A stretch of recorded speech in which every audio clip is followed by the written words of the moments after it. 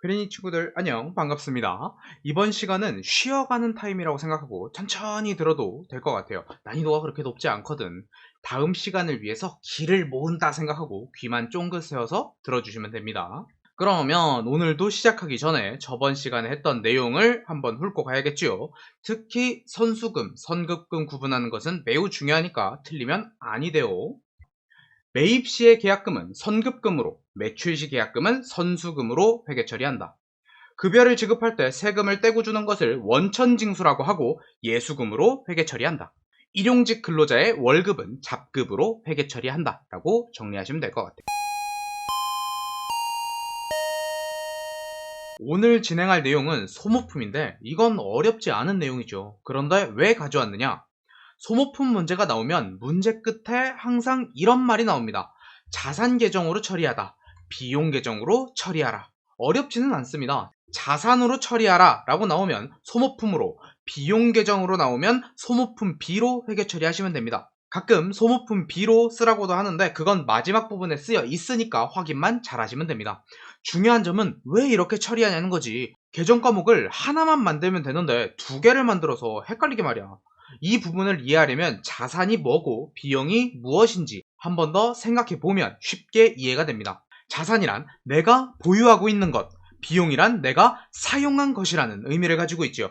그럼 내가 맨 처음 구매를 했을 때 아직 사용을 하지 않았죠. 그래서 원칙적으로는 자산으로 처리하는 것이 맞습니다. 그래서 나중에 배울 보험료와 임차료 같은 경우도 선급보험료, 선급 임차료 등 원칙적으로는 자산으로 처리를 해야 돼. 그런데 사용할 때마다 비용으로 수정을 해줘야 되는데 솔직히 너무 번거롭잖아. 그치, 그거 맨날 언제 하고 있어. 그래서 편의성을 위해서 비용으로 먼저 처리하는 것도 인정을 해준다는 거지.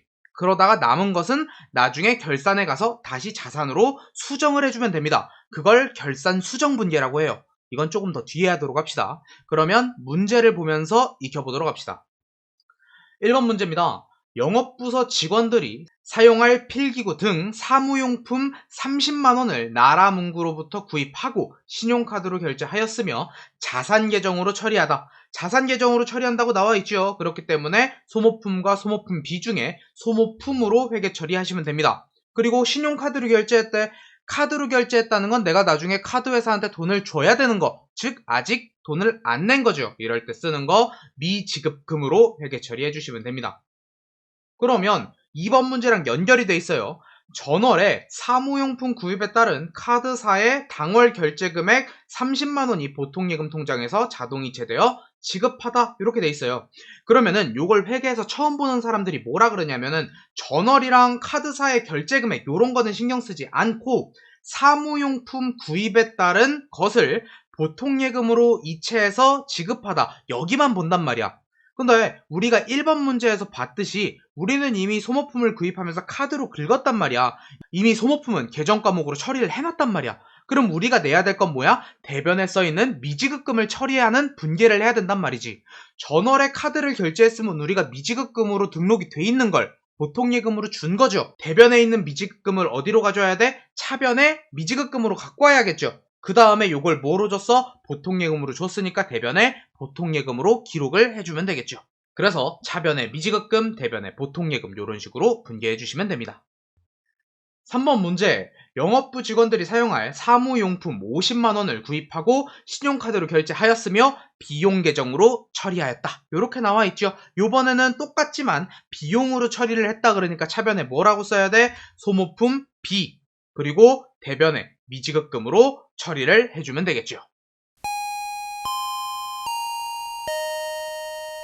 그 다음은 인출금인데 이건 뭐냐면은 회사 사장이 있어. 근데 급하게 돈을 쓸 일이 있는데 개인카드를 안 갖고 왔네? 그런데 내 회사잖아. 그래서 회사 돈을 쓰는 거지. 이런 경우에 쓰는 회계 처리를 인출금이라고 합니다. 즉 사업과 관련 없이 개인적인 지출을 했을 때 사용하는 계정 과목이라고 생각하면 돼요. 그런데 이건 회계 2급에서만 기억하면 돼요. 회계 1급부터는 등장하지 않습니다. 왜냐하면 인출금이란 것은 개인 기업에서만 사용하기 때문에 회계 2급에만 나옵니다. 1급부터는 법인 기업으로 바뀌거든요.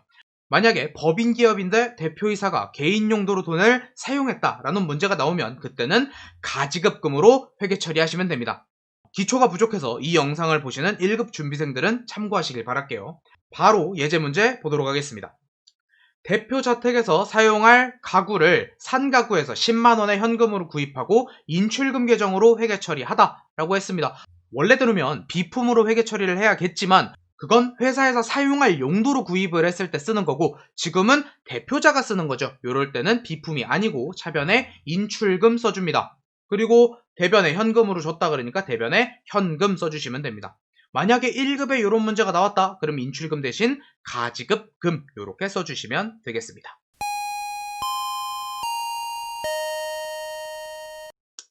마지막은 보증금에 대한 내용입니다. 보증금이 제일 많이 등장하는 부분은 역시 집을 구할 때겠죠. 보증금을 알아보기 전에 살짝만 돌아가서 우리 대여금하고 차입금 기억나요? 대여금은 돈을 빌려주는 것, 차입금은 돈을 빌리는 것이라는 의미를 가지고 있었죠. 여기에 이제 비슷한 용어가 나오게 됩니다. 임차료와 임대료가 나오게 되는데 의미는 비슷해요. 임대료, 대자가 들어갔죠. 이건 건물이나 자동차 같은 거를 빌려주는 거야. 빌려주면 뭐 받아야 돼? 돈 받아야겠지. 그래서 임대료는 무언가를 빌려주고 돈을 받는다는 의미를 가지고 있습니다. 즉 내가 돈을 받았으니까 수익이 되겠죠. 임차료는 차자가 들어갔잖아. 이거는 뭔가를 빌리고 돈을 낸다라는 의미를 가지고 있는 거지. 어렵지 않죠. 쉽게 월세라고 생각을 하면 돼요. 그런데 집을 구해보신 분들은 알겠지만 우리가 월세만 내? 아니지. 월세하고 보증금을 같이 내잖아.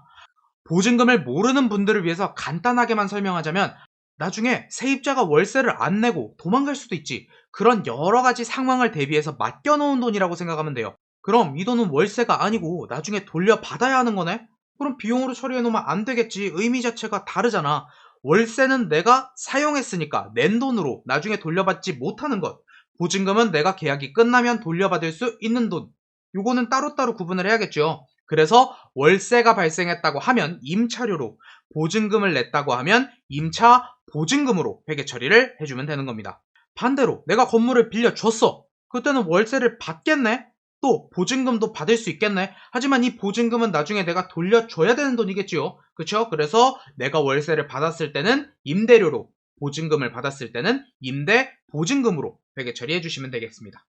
예제 문제 맛보고 가봅시다. 홍보관을 개설하기 위해 점포를 보증금 2천만원과 월세 100만원에 임차하고 대금은 현금으로 지급하다. 이렇게 나와 있죠. 두 개가 나와 있으니까 우리가 낸 돈은 결론적으로 2,100만원이야. 하지만 보증금과 월세는 따로따로 기록을 해놔야 된다 그랬죠. 내가 월세를 냈다, 임차했다라고 하니까 차변에 임차료 그리고 임차 보증금 이렇게 써주시면 되겠죠. 그리고 요걸 합쳐서 대변에 현금 써주시면 되겠고요. 그 다음 수익 증대를 위하여 사무실을 임대하고 보증금 500만원과 1개월분 임대료 50만원을 보통예금으로 받다. 이번엔 내가 받은 거예요. 그쵸? 그러면 임대보증금과 임대료가 나오겠죠. 임대보증금은 500만원, 임대료는 50만원. 두 개를 합쳐서 보통예금으로 받았으니까 차변에 보통예금 550만원 이렇게 써주시면 되겠죠. 참고로 임차보증금과 임차료는 한 세트고요. 임대보증금과 임대료도 한 세트입니다. 두 개가 섞여서 나오는 일은 없다고 생각하시면 됩니다. 그럼 오늘 배운 내용 정리하고 수업 마치도록 하겠습니다. 이번 강의 키포인트입니다. 소모품이 나왔을 때는 자산으로 처리하는지 비용으로 처리하는지 반드시 확인하셔야 됩니다. 사무용품비로 처리할 수도 있으니까 문제 끝에 반드시 확인해주세요. 사업과 관련 없이 사용하는 돈은 인출금으로 회계 처리하고요. 회계 1급에서는 가지급금으로 처리한다. 보증금과 월세는 다른 개념이기 때문에 따로 회계 처리해 주어야 한다. 기억해 주세요. 다음 시간부터는 난이도가 살짝 올라가기 때문에 집중을 해서 수업을 들어주셔야 됩니다. 다음 시간에 배울 내용은 단기매매 증권과 유형자산인데 확실하게 문제를 맞추지 못하면 반복학습을 해서라도 익혀야 하는 파트니까 강의를 열심히 들어주세요. 오늘도 강의가 유익하셨다면 구독과 좋아요 버튼 한 번씩만 눌러주시고 다음에 더 유익한 강의로 돌아오도록 하겠습니다. 안녕!